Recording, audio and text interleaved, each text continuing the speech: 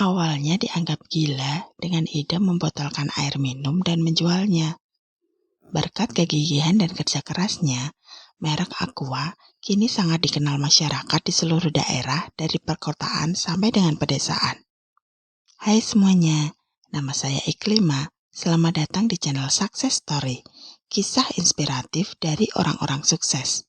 Kali ini, saya akan membahas kisah inspiratif dari Tirto Utomo, sang pendiri Aqua.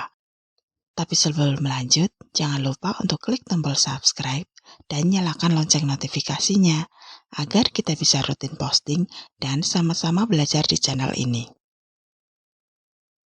Aqua menjadi pelopor air minum dalam kemasan di Indonesia.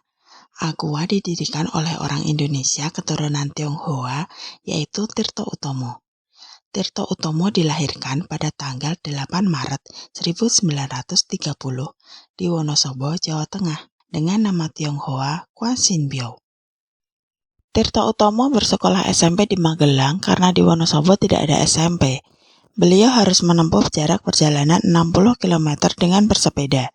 Lulus SMP, Tirto Utomo melanjutkan sekolah di HBS di Semarang, yaitu sekolah setingkat SMA di zaman Hindia Belanda, dan kemudian pindah ke SMK Santo Albertus di Malang. Disitulah ia bertemu dengan wanita bernama Lisa. Setelah lulus SMK, beliau melanjutkan kuliah di Universitas Gadjah Mada yang ada di Surabaya.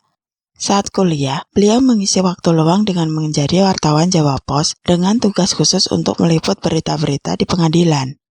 Namun karena kuliahnya tidak menentu, akhirnya Tirto pindah ke Fakultas Hukum Universitas Indonesia di Jakarta. Sambil kuliah, ia bekerja sebagai pemimpin redaksi harian Sinpo dan majalah Pancawarna. Tirto Utomo menikah dengan seorang perempuan bernama Lisa, yang tak lain adalah temannya saat bersekolah di Malang. Mereka menikah pada tanggal 21 Desember 1957 di Malang. Pada tahun 1959, Tirto diberhentikan sebagai pemimpin redaksi Sinpo. Akibatnya, sumber keuangan keluarga menjadi tidak jelas. Namun, akibat peristiwa itulah Tirto Utomo memiliki kemauan yang bulat untuk menyelesaikan kuliahnya di Fakultas Hukum Universitas Indonesia.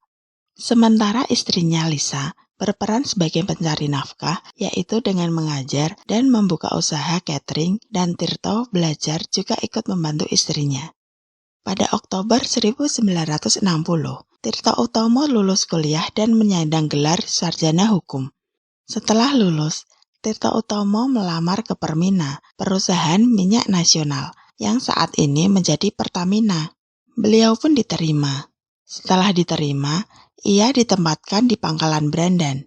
Berkat ketekunannya, akhirnya karir Tirto Utomo pun menanjak, sehingga diberi kepercayaan sebagai ujung tombak pemasaran minyak. Beliau memiliki kedudukan sebagai Deputi Hak Legal dan Forex Marketing, membuat sebagian besar hidupnya berada di luar negeri.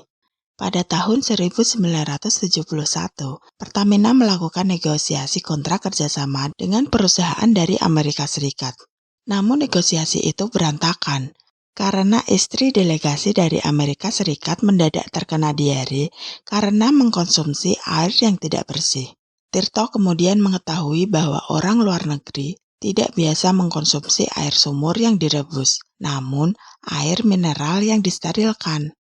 Tirto pun berpikir bagaimana agar bisa menyediakan air mineral yang dikemas dengan steril dan dapat dikonsumsi oleh semua orang. Setelah itu, ia kemudian mengirim adiknya yang bernama Slamet Utomo untuk magang di Polaris, sebuah perusahaan air minum dalam kemasan yang ketika itu telah beroperasi 16 tahun di Thailand, untuk mengetahui seluk-beluk bagaimana air mineral dapat dikemas. Tak heran mengapa awalnya Aqua mirip dengan Polaris, mulai dari bentuk botol kaca, merek mesin pengolahan air, sampai mesin pencuci botol dan pengolahan air. Setelah adiknya kembali ke Indonesia, pada tahun 1973, mereka mendirikan pabrik di Bekasi dengan nama PT Golden Mississippi dengan merek produk awalnya bernama Puritas, dengan modal awal sebesar 150 juta rupiah.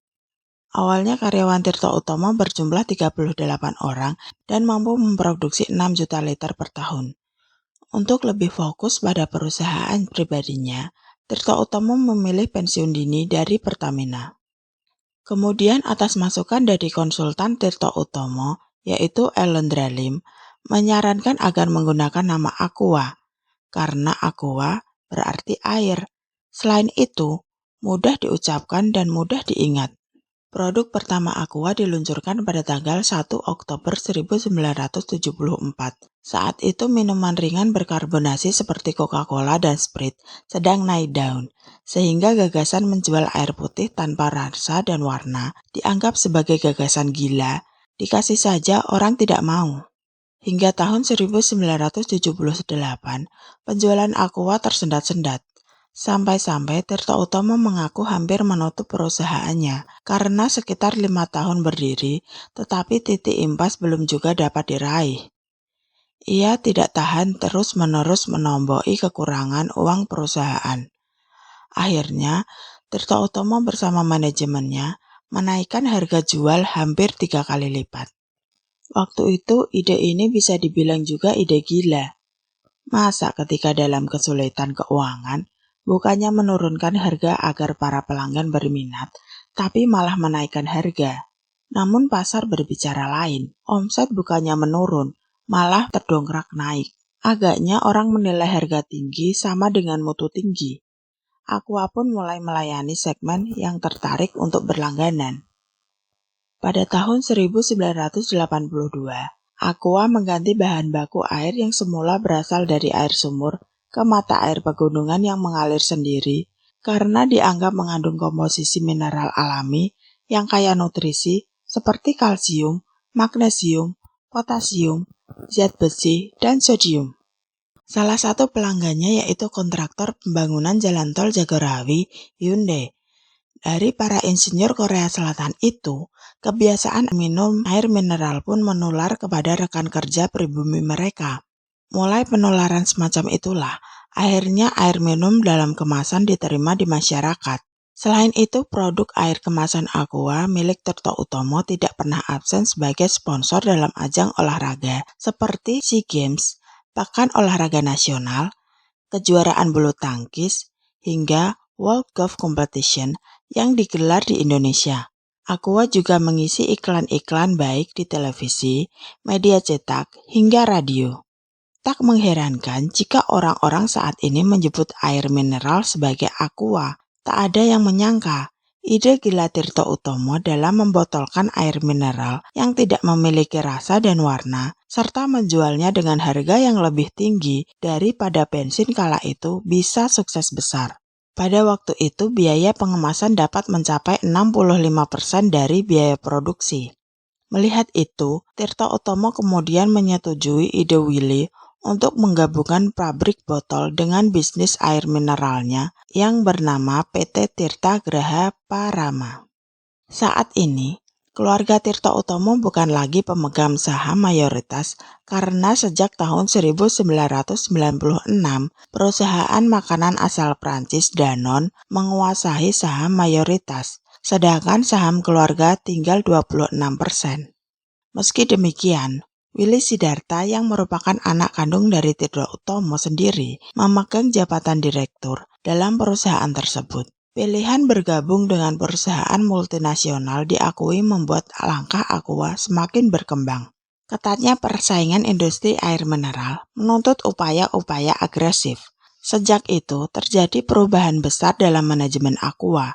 Dalam produksi Aqua juga melonjak tajam dari 1 miliar liter. Sekarang mencapai 3,5 miliar liter. Aqua menguasai 40% pasar air mineral dalam negeri.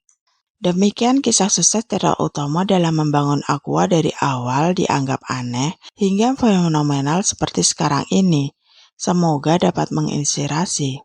Pelajaran apa yang dapat kalian petik dari kisah sukses kali ini? Tulis di kolom komentar ya. Sekian dari saya. Jangan lupa subscribe. Semangat sukses!